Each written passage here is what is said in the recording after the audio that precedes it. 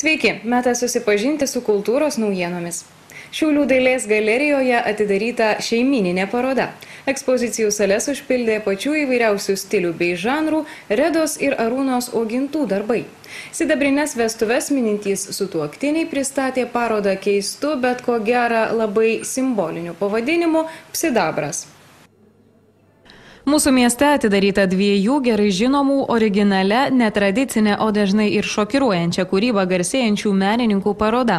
Bendrą ekspoziciją pristatė tikras kūrybinis tandemas Reda ir Arūnas Uogintai. Jų paroda pakrikštyta keistu Psidabro pavadinimu, po kuriuo kuratorių manymų galėtų slėptis net keli jubiliejai – asmeniniai, kūrybos ir bendro gyvenimo. Niekada nesivaikę kičo, nepaisę jokių kūrybos rėmų, autoriai ir šį kartą liko ištikimi sau. Be skulptūros, tapybos ir kitų kiek labiau tradicinių darbų, Uogintai pristatė ir instaliacijas, video kūrinius, ekspozicijos dalimi tapo net žmonės pasislėpę po kaukėmis.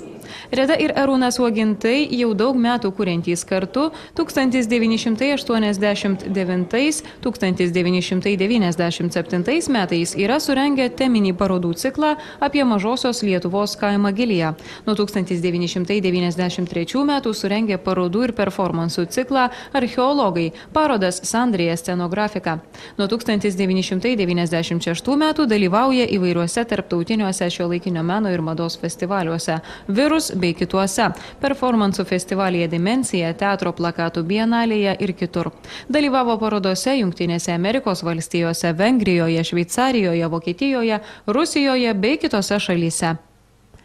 Viktorija Grušaitė, Algirdas Dilinskis, Šiaulių televizijos žinios.